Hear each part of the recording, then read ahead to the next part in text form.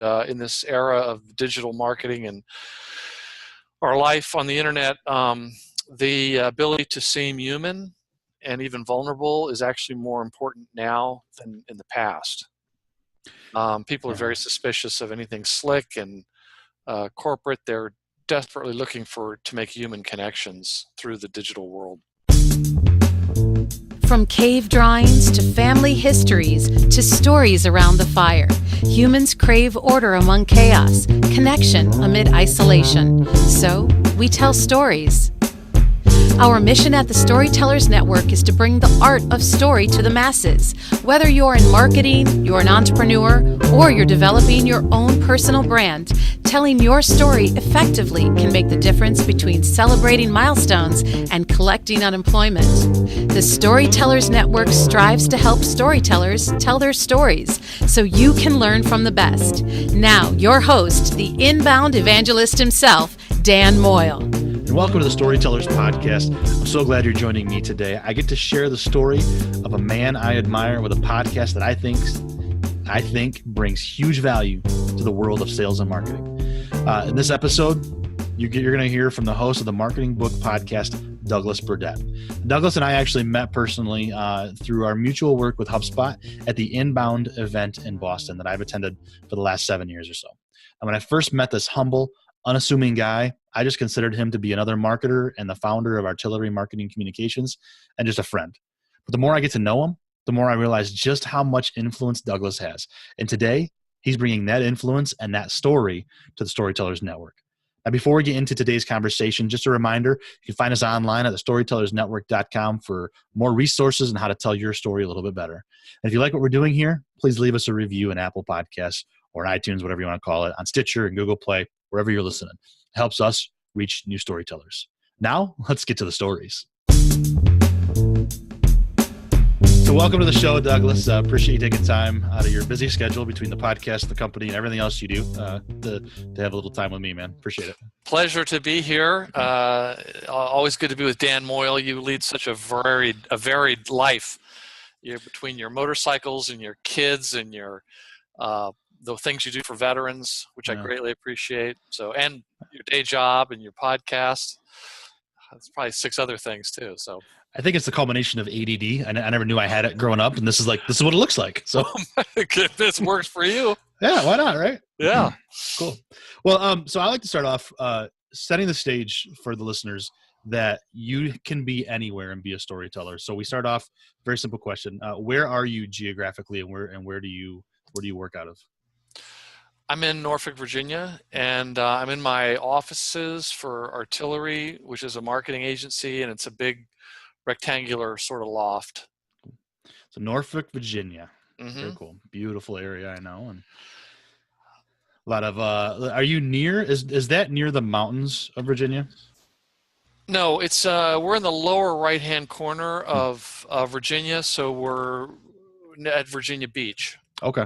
So right, we're at the intersection of the Atlantic Ocean and North Carolina. Gotcha. So beautiful. The mountains are over on the other end, on the western part, and the northern part of the Virginia Triangle is where Washington, D.C. is. Yeah. I know. I had a great aunt who lived in Western Virginia, I guess. So it was Arlington, or not Arlington. I don't know. Anyway, Western Virginia. And so I know that's a beautiful state. So oh, yeah. It's really cool. Beautiful up in the mountains. Yeah. Yeah. Now, when I asked you to be on the show, did it surprise you? Do you consider yourself a storyteller, or was that like a why me? Yeah, kind of a why me. I generally I'm thrilled to do interviews where I'm able to talk about marketing books and things like that. But I really I steer away from questions that or podcasts where they ask me if I had a spiritual childhood or what my greatest success and failure in life is. I just or if I were talking to my 20-year-old self, what would I say? Pretty much the Tim Ferriss punch list, which works for him, but not every other podcaster needs to be asking the exact same questions. Yeah, amen so to that. Anyway, issues I have, nothing with Dan Moyle, obviously. Well, so if you're not necessarily a storyteller, because the Marketing Book Podcast is all about stories, you're kind of maybe more of a story sharer. Mm-hmm. Well, I'm a great admirer of storytellers, and I've had some books on in more recently about storytelling, the effect that stories have on the human brain, and why they're so effective in sales and marketing. And as a matter of fact, last week I was in. I'm finally catching that religion. See, Dan Moyle's always a couple of years ahead of everyone else, so I'm finally catching on to the storytelling. And last week I was in Chicago giving a talk to a lot of manufacturers. And so instead of standing up there and giving the standard PowerPoint presentation, what I did was I started with a story, and it went for like 8 minutes. And then I went into a couple points that I thought were going to be helpful for them. But I just thought that was a different thing to do, and everyone seemed to be paying attention. And someday I'll find out how much it worked. But their guard comes down when you're telling a story, and it activates much more of the audience's brain. And that's why stories are remembered so much better, and the people listening see themselves in stories. And it's nice to be able to bring them in that way, isn't it? So they, like you said, they can see themselves in the stories. Do you use that with artillery? Like, do you help them see themselves as a successful client in order to help them see the vision? I don't know. I probably should. Like if you go to our homepage, we've got a story. Whereas in the past, I used to have some facts and backed up by research, and now we just tell a story. Yeah. And it really, I think it probably tells the same sort of thing. Generally speaking, with clients, what the stairway to heaven here is to make their customers the hero of the story. So tell a story. But tell the story about how your product or service helped make that customer the hero. Yeah, that's good. I like that. So as a story sharer, you mentioned the Marketing Book Podcast and all the marketing book writers you've talked with. What have you learned from interviewing, close to hundreds of authors? You said earlier, I think offline, episode 150 something or 130 something. 171. 171, yeah. Last week. So I've been doing it about 3.5 years. Yeah. I mean, nothing else to do. Come on, Dan.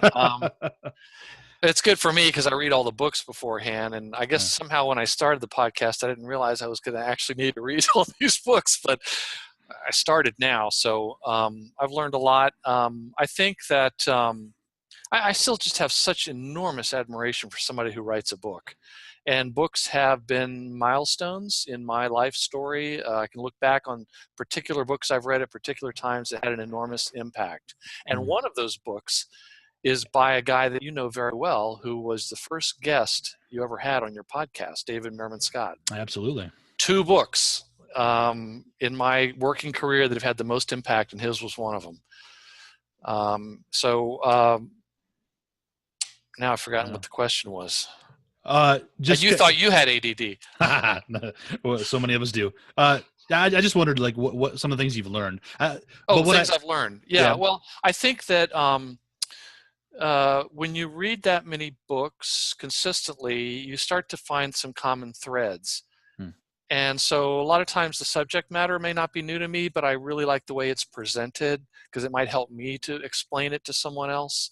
But I think that I know this may sound obvious to a lot of people, but the secret sauce is in really understanding your customers. And that could be customer could be readers, customers, clients, business partners, whatever your end game is, right? Yeah, I think that, but for companies that are doing marketing and sales, the more that have, the companies that have even a little bit of a deeper understanding of the kind of problems, what their customers' lives are like, are the ones that are able to be more effective.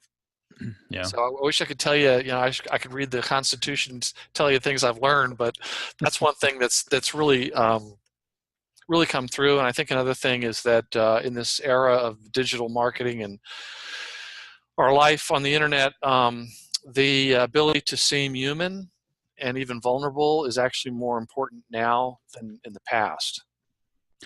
People are very suspicious of anything slick and corporate. They're desperately looking to make human connections through the digital world.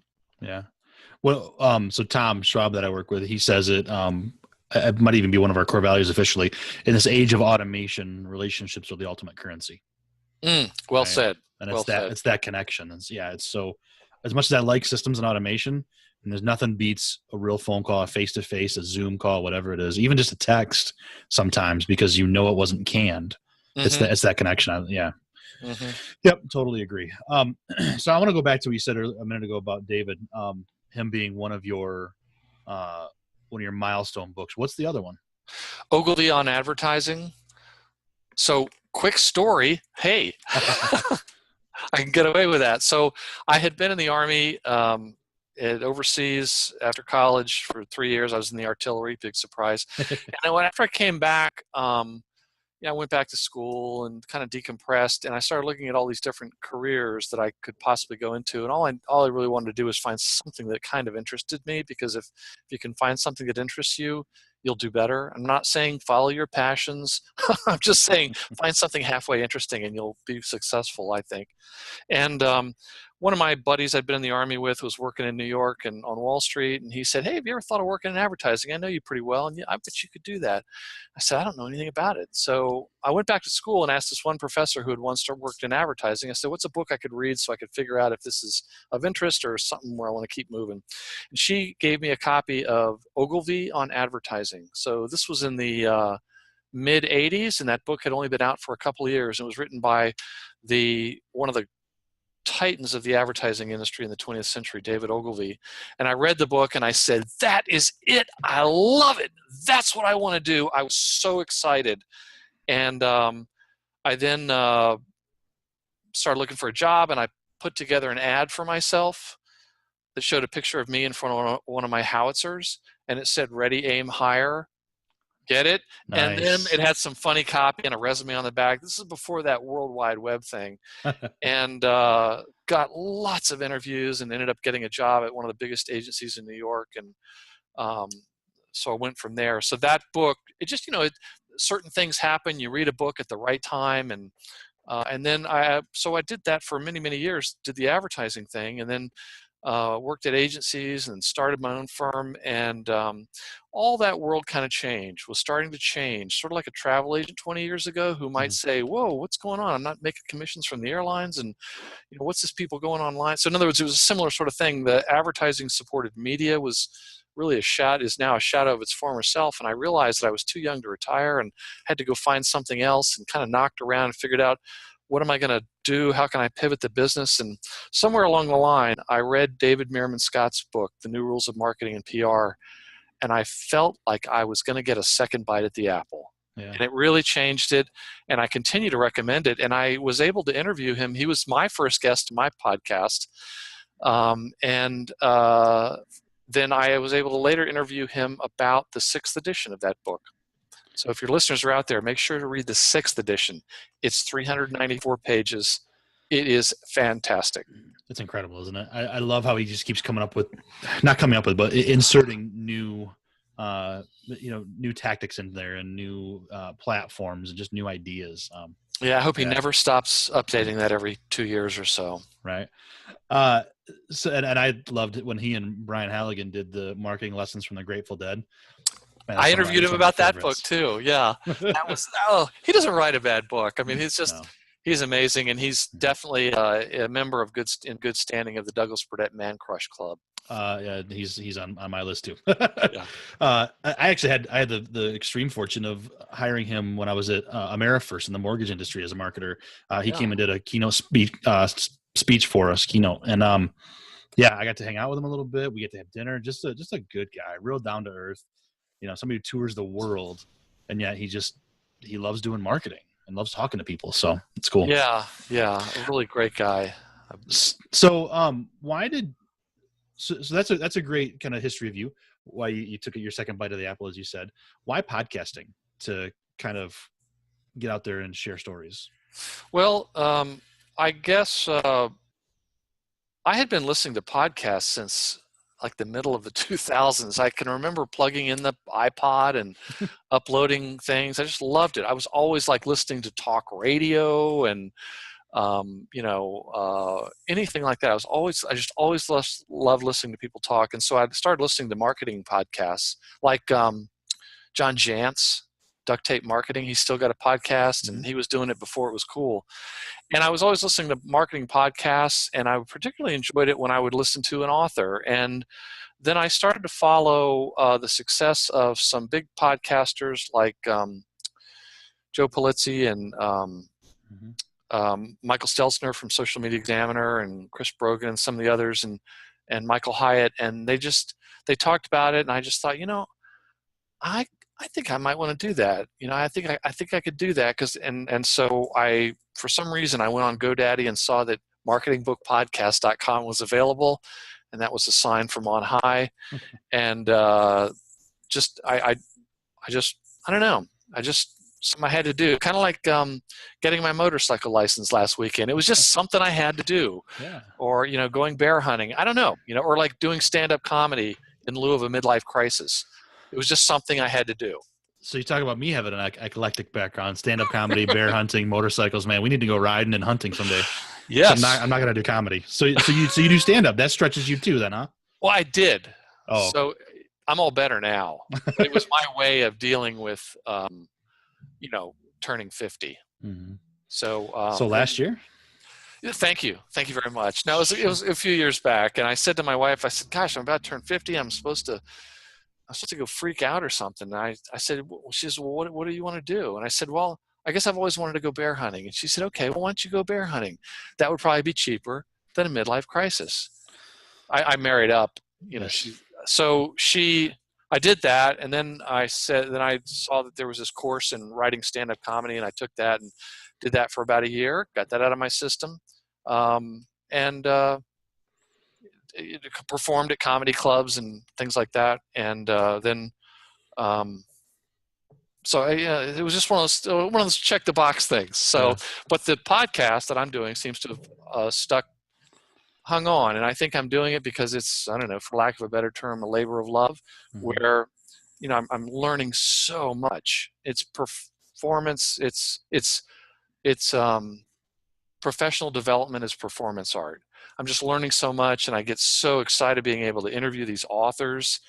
I mean, it was a time when I would go to a conference like Inbound, where I've seen you several times, and I would have already read somebody's book, but if I knew that author was going to be there, I would buy the hard copy, put it in the suitcase, bring it to the conference just to get it autographed. That's awesome. Oh, I'm needy. I'm very needy. But some people collect sports memorabilia that's signed. I collect autographed sales and marketing books. Yep. I'm starting a collection as well, so it's a lot of fun. I totally know what you mean. Of books? Yeah. In fact, I'm gonna go ahead and do this now. This is totally unplanned, but at Interview Valet, one of our Daryl Strawberry is a client. Oh, wow. And they actually sent a signed copy to me, so I thought that was pretty cool. So I've had conversations with him, and it's like and I'm not a baseball fan per se. I'm a hockey fan, but man, that was cool. So yeah. I can remember seeing him play in New York, and he's had his ups and downs, but he seems to be on the right track. He's got a great story. I mean, it's so cool to see the arc right now where he's at of helping others and bringing them out of their addictions or whatever. Yeah, Daryl Strawberry is a good dude, and it's been fun to get to know him a little bit and get that autographed book. Why not, right? Hey, man, who would appreciate that more than me? So. Right. I did the same thing to David too when he was in town. I'm like, can you sign is that okay? Is this weird? So yeah, he was very gracious. I've gotten him to sign multiple of mine. I love it. So let's talk about style a little bit. I love that I have none. Yeah. Okay. I've seen you in videos where you got plenty of style. My teenage kids, they'll affirm I have no. Anyway, go ahead. Those teens, man. I don't know. Actually, no. The youngest one's 20, so I guess I can't say that anymore. Sorry. Oh man. Yeah, you can't say teens anymore. And see, now they should be coming back to like, okay, Dad, you're all right. You're nostalgic, right? Is that what it is now? Nostalgia? Who knows? All I know is that I think it was Mark Twain who said something like, when I was 15, I couldn't believe how stupid my dad was. By the time I turned 25, I couldn't believe how much the old guy had learned. Yeah, exactly.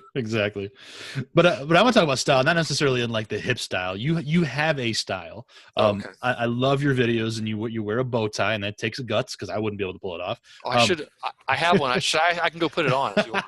That's all right. That's all right. Okay. So did you do that purposefully? Is that just who you are? Are you just being authentic? I mean, as a storyteller, should you have a certain style and look and tone and everything? I guess if it's authentic, I mean, I always wear a bow tie ever since I started my own business because, I could dress the way I wanted to. And I just always wear the bow ties. And why? Because when I take clients to lunch, I don't get the tie dirty. That's pretty smart. That's genius in its simplicity, man. There's no off position on the genius switch, Mr. Moyle. So what I do is actually, if you're watching on the video, there's a backdrop there. This is where we record the video, and it's I just always wear a bow tie, and I always try to wear a bow tie, or I always try to wear a tie when I go to see a client, just as a sign of respect. Even though they go, well, you don't need to wear a tie. Yeah, I do. Yeah. It's just a little subconscious thing where I'm paying some respect to them. But in terms of the videos that I do for each author, that's a funny story. It occurred to me right after I started the podcast that people who are reading reviews of sales and marketing books might enjoy a podcast about marketing books. And I noticed that you could put a video review on Amazon. So I started doing video reviews for these authors, and I didn't tell them because it really wasn't important. I was just doing it to help them out, leave a review, but also somebody might discover my podcast that way. Well, they went crazy. They were like, I didn't know you could do that. And then a lot of authors have come to me saying, hey, can you do a video review for me? And I say, hey, how about an interview first? Right. But they really seem to appreciate that, and that's why I do it. Yeah, I love the video reviews on Amazon. I've done a few of those as well, and it's so nice because it's different. And like you said, man, it's you stand out. People notice you in your podcast, whatever it is, and come around. And so it's all marketing, right? It's and there's the bow tie. And there's the bow tie. As a matter of fact, another quick story. When I started the podcast, I made 11 videos, same way I do it, just standing there in front of the camera, pitching authors. So like I made a video for David Merrin Scott and said, I'm starting this podcast. Is there any chance I might be able to interview you? One of them was Ann Handley. And she responded and said, I'll do anything for a guy with a bow tie. Ooh. So at that point, I realized I'm sticking with the bow tie. Yeah. Yeah, Ann is fantastic with marketing prompts. I love all the work that they do for marketing too. So yeah, and she's written a couple of great books, and one of them is Everybody Writes, which is a Wall Street Journal bestseller. Just a fantastic book, and so many other authors have mentioned that book. But also, she wrote Content Rules with daggone it, I can't remember the co-author's name. It slips my mind. I'll remember as soon as we sign off. But there's a new version of it coming out later this year. Okay. Content Rules. Excellent. I've followed her and her blog and stuff and her speeches. I haven't read the books. I've just recently started finally becoming purposeful about reading. Oh, good. I mean, I've always known how to read, but no, I every morning, because by the end of the day, you know how it is. You work all day long, then you want to get home and relax a little bit, spend time with your wife, maybe. I like to do that. Kids. With your kids if they're around. And all your extracurricular activities. Right, go for a ride, whatever. So in the evening, I don't want to read. I'm exhausted. I just want to play on my phone, look on Facebook, go for a ride, whatever. So I decided to start waking up at 5 a.m. And I have my, for me, it's a faith time Bible study. It could be meditation or whatever. And then for about 30 minutes. And then I read for like 30 to 60 minutes. And I've already gotten through 2 books. Professional development, increasing my skills and my knowledge, and just getting better at that. So that's a huge one. It's amazing how much you can get read in the course of a year if you read 30 minutes a day. People say to me, how do you read all those books? I'm just thinking, it's not that much time. I mean, it's a priority, and I rather enjoy it, but it's not that difficult. I think, book clubs are helpful and other kinds of things like that. Mhm. But Now, there's something about reading a book that's so immersive, and it's very different from reading blogs on a website or mhm. on things on social media. And as a matter of fact, I mean, don't take my word for it. There's a guy named Zuckerberg who started some social media platform in California, and he started a book club because he said the same. He was making the same argument that there's a certain immersive experience of reading a book that can't be replicated elsewhere, and is enormously beneficial. Yeah, smart guy that Mr. Zucker. What's his name? Zucker. Anyway, I think he may amount to something. yeah, we'll see. Might be a fad. So for Probably, yeah. Probably it's like this whole internet thing. It's just yeah, like another pet rock. that'll going away. So I want to know from your perspective as a story sharer and somebody, obviously the Marketing Book Podcast is huge in the marketing world and everything. Self-publish versus getting published. Do you think it matters anymore for storytellers in this day and age? Well, possibly not. However, I may be the only one with this view. When folks are coming to me, because now I'm really blessed. You can't see it, but there's a whole table of books there. I'm getting contacted now, nearly every day about someone who would be interested in getting on, and I tend to pick books from major publishers. And the reason why is not because I'm in love with major publishers, but just because I know the chances are much higher that author has gone through a torturous editorial process and had many more people involved. And because I've had a couple of self-published ones, and I could tell it was really pretty rough around the edges. Like one of your clients, Eddie Yoon. Yeah. He's one of the ones that you all have sent my way, and it was edited by Harvard Business Review Press. In fact, his editor wrote a book that was also on the podcast. So it's just, I don't want to get into a situation where I'm reading a self-published thing. I also insist on books that are hardcovers, because there's a million self-published ebooks out there, and so that means a lot to me, simply because I know that there's been a lot of people involved in it, and what was the other thing I was going to mention? So that means something to me. However, there are authors like Seth Godin and Mark Schaefer who are self-published all the time, but I think they're more the exception to the rule. So if it's an author I've read and I know it's going to be great, definitely want to get them on there. But otherwise, I can't read the book before I decide. So I have to kind of look through the book, and I have to make a few assumptions. Yeah. It's probably like booking guests on a radio show or TV show, Right. So. Well, and it makes sense. Like somebody like Mark or Seth, they've made a name for themselves. Do you think that self-publishing for a while may help get your word out, and then get one published, like by a major publisher, and then you can kind of do what you want after that? Yeah, as a matter of fact, that's exactly what Mark Schaefer did. He wrote the Tao of Twitter, and then McGraw-Hill picked it up. Mm-hmm. And then he ultimately got the rights back because he wanted to keep updating it, and they were like, no, you got to wait a few years. Since then, he's been writing his own books, and they're terrific. So, but I don't know that all your listeners need to go find a publishing deal. I think that you have to examine the motivations you have for writing a book, and self-publishing may do the trick. That doesn't mean, just because you're not with a publisher doesn't mean you can't hire an editor to help you write the book. Yeah. And it might be a real niche. There's all kinds of benefits of writing a book. You learn the topic much better. There's a certain credibility, and shows a certain passion and interest in something.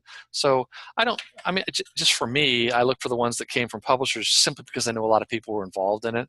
But otherwise, I think that there's enormous opportunities for people out there to publish their own books. Mm-hmm. As you know what, Michael Hyatt talks about this quite a bit, because he was the CEO of a publishing company.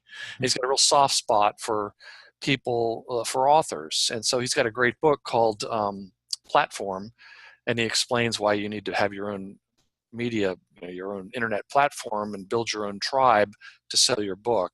But he's got all kinds of advice and guidance on if you even need a publisher, and if you don't, these are the other options. There's all different kinds of publishers now too. So mm-hmm. I wouldn't want to discourage anyone from trying to write a book simply because they can't get a publisher. Almost makes me wonder, are there fewer books being published these days by publishers? Yeah.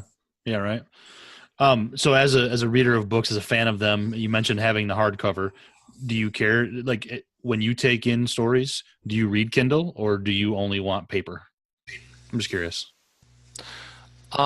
I really just want to read them on paper, and I don't Yeah. know why. I think there's some subconscious reason. I think 90% of our brain is operating on a subconscious level. I think I read that in one of the books that was very good. It was called Brand Seduction, and had a lot of information about the brain. And um, I really prefer reading the copy. If I read the electronic version, I just don't seem to uh,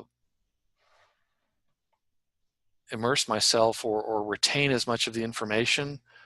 I don't know. I don't know why it is. There's probably some reason for it, but I just really prefer to read the hard copy. I remember more. I'm able to write in it, um, and the ones that I've had to read electronically, I I honestly can't remember as much from Yeah. those books. It's really funny. Well, and taking notes is important. I know some people, um, I've heard a couple people that will listen to them on like Audible Hmm. and listen to them at like 1.5 speed or something so they can just kind of get through it and you pick up what you want to pick up. And then if something really hits them, they stop it, they go down, they sit down, and they read the actual book. So, I Oh, mean, interesting. all different ways. Or read it as you're listening on Audible. So it's almost like there's talking to, yeah, there's obviously different ways to take in stories. So very interesting. It's keeping in that digital realm kind of thing. How do you think the whole digital world, especially social media, is affecting the craft of storytelling? Do you see a difference over the years? I um, I think that because there's so much information and content shock, and as you probably heard, the world now creates in 2 days the same amount of content as was created from the beginning of history to the year 2003. Yeah. That um, it's requiring marketers or anyone that has a message to communicate to figure out what actually is working. And storytelling, I don't think can be surpassed in terms of engaging people, getting their brain to engage, having them remember it, using more parts of their brain. I think it's forcing anyone who has a message to up their game. Mm. And let me add to that by saying there's a pretty well-known cartoonist in the marketing world named Tom Fishburne, who is known as the Marketoonist. Mm. So if you go to marketoonist.com, and he had a book, and I got to let me back up. He went to Harvard Business School. He was a marketer at several blue chip companies, and 15 years ago he started becoming a full-time cartoonist. He has a company that does this, and I interviewed him about the podcast. That's the only cartoon book I've had on, on the show Interesting. In answer to your unasked question, Mr. Moyle. And I asked him, what are your sources of inspiration for these cartoons? And he said, the number one source of inspiration for the cartoons that I do is making fun of businesses and marketers who think they still have a captive audience. Yeah. Okay, so when those companies and people that understand that anyone that communicates, it could be a pastor, it could be somebody at work, it's obviously a salesperson needs to use stories. They realize that they don't have a captive audience. Almost nobody does. Even when you're driving your kids to church and you think they're paying attention to you in the back seat, I don't think they are, at least for me. So I think storytelling is going to become more respected and better understood. And I'll be perfectly honest with you, Dan. For the longest time, thought I would hear that and I didn't get what they were talking about. They'd say, oh, we need to tell stories. And all I could think of was Hansel and Gretel. I didn't really understand it. If I were smarter, I wouldn't need to read all these books. But I read a book called Sell with a Story by Paul Smith. Hmm. And after I read that, it was an excellent book. And then I understood what was meant by storytelling, certainly in a business standpoint. that's an excellent book. And if you could ever get him on your podcast, I think your listeners would really enjoy it. That's cool. Yeah, I appreciate that. I'm going to make that part of my morning reading now. I'd be happy to make an introduction for you. It was a fantastic book. Sell with a Story. It was all about using stories in sales. Yeah. And that's what it comes down to, right? Like marketing is great. It's the communication ahead of time. It's developing interest and everything else, but you got to close at some point. Mm-hmm, mm-hmm. You know? And it was so fast. For instance, he talks about there's like 25 different kind of stories that every salesperson should have, meaning a type of story, not a specific story. But one of them is, what is your founder's story? What are the stories of companies you've helped? It's really very well done.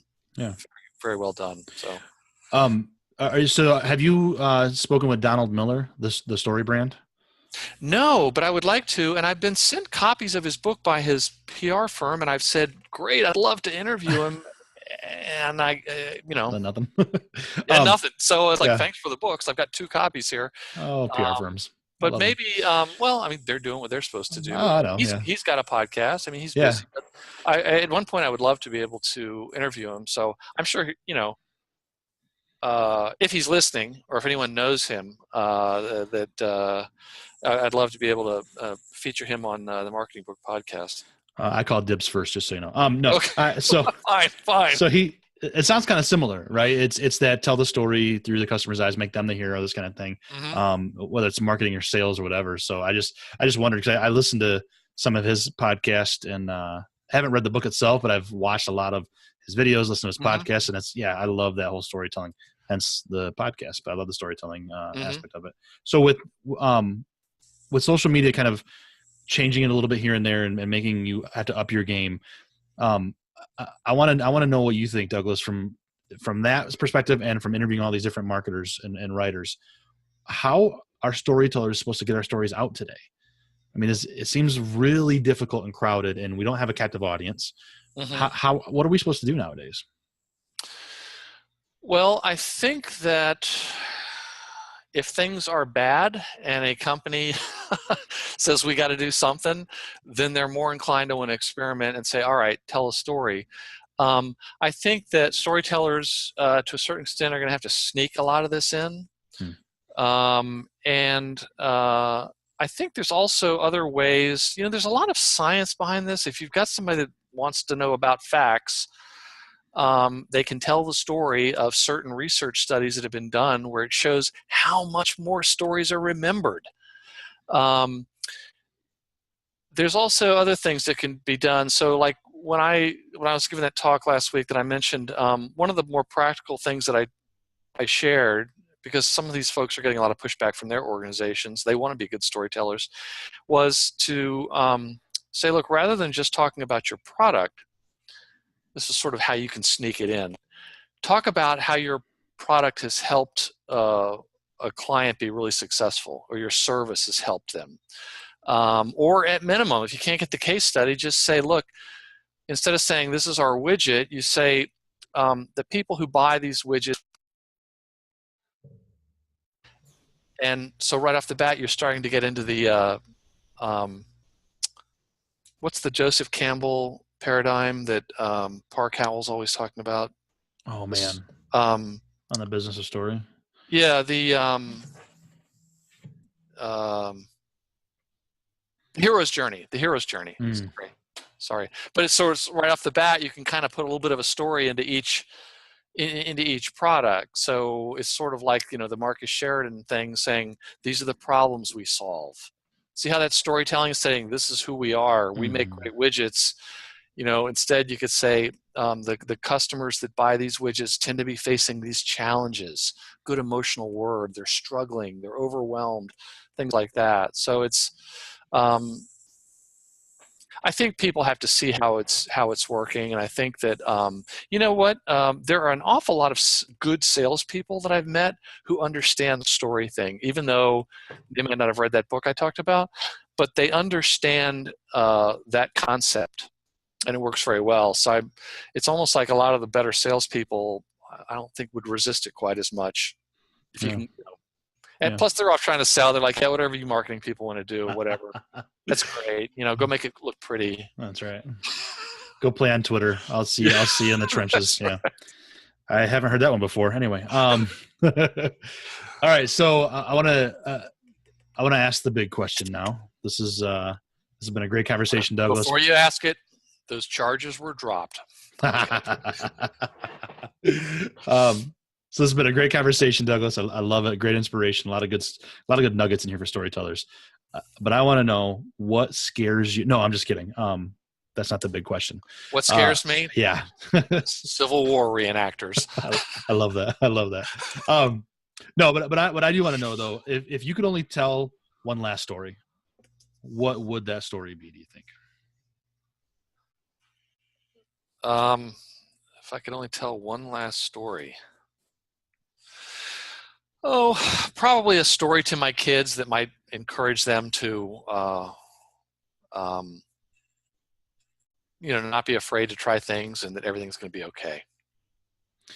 I think that shows a lot about you. I think that right there brings it back to your family, what's important to you, and encouraging others. So that's a cool way to end that. Yeah, that's good. How did that do? Okay. That was awesome. I love it. Or yeah. did you want me to actually tell a story? No, not at all. No, it's okay. I leave that question wide open just to see what happens. So I like how you phrase that. So great stuff, Douglas, man. I appreciate your time today. This has been fun. What's the best way people can look you up and the podcast and wherever you want them to find you? So if they go to marketingbookpodcast.com, they'll find that section of my agency's website about the podcast, which I think will be of most interest to them. Mm-hmm. On Twitter, I'm Marketing Book. And I'm also on LinkedIn. And if there are any listeners that would like to connect with me on LinkedIn, so I could also make some book suggestions. I've got a lot of listeners who do that, where they'll contact me and they'll say, hey, this is what I'm kind of struggling with, or what do you recommend for a book about such and such? And I'm able to give them pretty quick suggestions. And let's say there's not a book, I'll tell them, here's a great resource, check this out. And they really seem to appreciate that. And, it's just like you want to help folks. Yeah. That's awesome. That's a great offer, man. Appreciate that. It makes you happy. Absolutely, it does. Doesn't it? I love making the world just a little bit of a better place somehow. Yes. Awesome, man. Well, thanks for your time today, Douglas. I really appreciate it, brother. My pleasure. Thanks for the opportunity. Okay, so thank you so much to our guest, Douglas Burdett, the Marketing Book Podcast. If you want to hear from thought leaders in the marketing and sales world, definitely subscribe to that Marketing Book Podcast show. It is amazing. Be sure to visit Douglas online, which you can find the links down in our show notes. And if you enjoyed this episode, please consider sharing it all over the place. Twitter, Facebook, Instagram, LinkedIn, Snapchat, wherever you want to send it, email it, text it. We appreciate that very much. And please consider leaving us a review as well. In fact, here's a fun one. Tom Page left a kind review. We've actually become friends here recently, and we're working on a project together, which is really cool. And while having a meal the other day, he mentioned listening to the Marketing Book Podcast. And I thought, hey, I know Douglas. That's so cool. So Tom, here's your shout out, brother. Tom reviewed the show and said, you may have heard Dan Moyle's popular guests on other podcasts before, but not like this. In guiding enjoyable and thoughtful conversations about storytelling, Dan sparks his guests into giving listeners glimpses into their personal journeys. This is a tremendously uplifting podcast. Thank you so much, Tom. I'm glad that you're enjoying it, and I hope that you, the listener, are enjoying it too. Leave a review, and I'll keep reading them out loud. And don't forget to visit storytellersnetwork.com to connect with me. Until next time, here's to telling our stories and having stories to tell. Cheers.